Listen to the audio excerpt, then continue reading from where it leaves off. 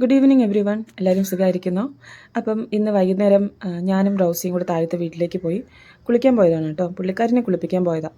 നമ്മുടെ വീട്ടിൽ വെള്ളം ഉണ്ടായിരുന്നില്ല. അപ്പോൾ താഴത്തെ വീട്ടിൽ കിണറാണ്. അപ്പോൾ അങ്ങനെ പുള്ളിക്കാരനെയും കൊണ്ട് താഴെ പോയി അവളെ കുളിപ്പിച്ചിട്ട് ജസ്റ്റ് ഒന്ന് നടത്തുവാണ്. അവളെ ഇങ്ങനെ ഇടയ്ക്കിടയ്ക്ക് നമ്മൾ പുറത്തോട്ട് കൊണ്ടുപോകും, റോഡിലൊക്കെ നടക്കാൻ കൊണ്ടുപോകും. ഇല്ലെങ്കിൽ വീട്ടിൽ തന്നെ അഴിച്ചു വിടും. അപ്പം ഓടിക്കോളും. ഇവർക്ക് ഡെയിലി എക്സസൈസ് മസ്റ്റാണ്. ഇല്ലെങ്കിൽ ഇങ്ങനെ എന്തെങ്കിലുമൊക്കെ ഡിസീസസ് വരാൻ ചാൻസ് കൂടുതലാണ്. അപ്പോൾ അതുകൊണ്ട് മാക്സിമം അവളെ ഞങ്ങളിങ്ങനെ പുറത്ത് കൊണ്ടുപോകാറുണ്ട്. അപ്പോൾ ഇന്ന് താഴെ വന്നു, താഴെ നിന്ന് കുളിച്ചതിന് ശേഷം ജസ്റ്റ് ഒന്ന് നടക്കുവാണ്. ഈ നടക്കുമ്പോൾ അവൾ ഇങ്ങനെ ഇലയൊക്കെ കഴിക്കും. ഇടയ്ക്കിടയ്ക്ക് ഇല കഴിക്കുന്നത് നല്ലതാണ് വയറിനും.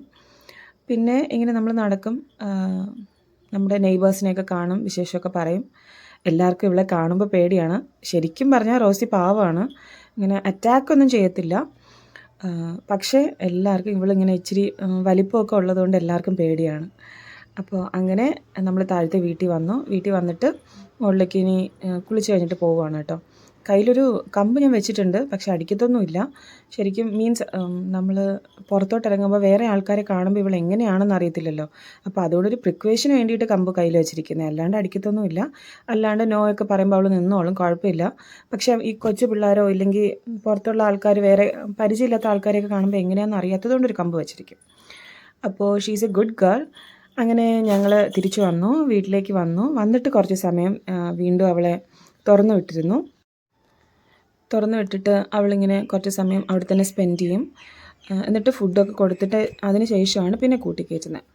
അപ്പോൾ അങ്ങനെ ഇവിടെ നിന്ന് കളിക്കുവാണ് കേട്ടോ. ഇവളിങ്ങനെ അഴിച്ചു വിടുമ്പോഴേക്കും എന്തെങ്കിലുമൊക്കെ പെറുക്കിക്കൊണ്ട് നടക്കും. ഇങ്ങനെ ചിരട്ടയോ തേങ്ങയോ ഇല്ലെങ്കിൽ പാഷൻ ഫ്രൂട്ടുണ്ട് അതോ ഇല്ല പിന്നെ പ്ലാസ്റ്റിക് ബോട്ടിൽസ് എങ്ങാനും നമ്മൾ എടുത്ത് വെച്ചിട്ടുണ്ടെങ്കിൽ അതെടുക്കും.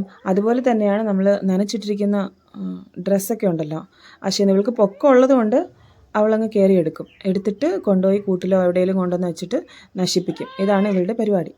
അപ്പോൾ ഞാനിങ്ങനെ സംസാരിക്കുമ്പോൾ ഡബ് ചെയ്യുമ്പോൾ എൻ്റെ മുത്തുമണി വന്നിരുന്ന് വിളിക്കുവാണ് കേട്ടോ, നമ്മുടെ സ്മോക്കി കുട്ടി. ഓക്കെ, അപ്പോൾ അങ്ങനെ റോസിനെ കുറച്ച് സമയം കൂടെ നമ്മൾ അഴിച്ചൊക്കെ വിട്ടിട്ട് അവളിങ്ങനെ ചിരട്ടയൊക്കെ എടുത്ത് നടക്കുന്നുണ്ട്. എന്നിട്ട് ഇത് കഴിഞ്ഞതിന് ശേഷം നമ്മൾ പുറത്തോട്ട് പോയി കേട്ടോ. ഇത് ഞാൻ പറഞ്ഞില്ലേ പുള്ളിക്കാരിക്ക് ഇങ്ങനെ എന്തെങ്കിലുമൊക്കെ എടുത്തുകൊണ്ട് നടക്കണമെന്ന്. അങ്ങനെ അത് എടുത്തുകൊണ്ട് നടക്കുവാണ്, ചിരട്ട എടുത്തുകൊണ്ട് നടക്കുവാണ്. അപ്പുറത്ത് അടുപ്പിൻ്റെ അവിടെ ഒരു ചിരട്ട ഇട്ടിരുന്നു, അതിനെ എടുത്തിട്ട് ഇങ്ങനെ നടക്കുവാണ്. അത് പിടിച്ച് മേടിക്കാൻ നോക്കിയാലും തരത്തില്ല. പിന്നെ നമ്മൾ കുഴപ്പമില്ലാത്തതുകൊണ്ട് അങ്ങ് വിട്ടിരിക്കും. എന്നിട്ട് ഞങ്ങൾ പുറത്ത് അപ്പുറത്തെ പറമ്പിൽ ഓലയൊക്കെ എടുക്കാൻ വിറകൊക്കെ ഉണ്ടോ എന്ന് നോക്കാൻ വേണ്ടിയിട്ട് പോയത്. അപ്പോൾ ഇവിടെ കൊണ്ടുപോയി ഫസ്റ്റ് ടൈമാണ് ഇങ്ങനെ കൊണ്ടുപോകുന്നത്.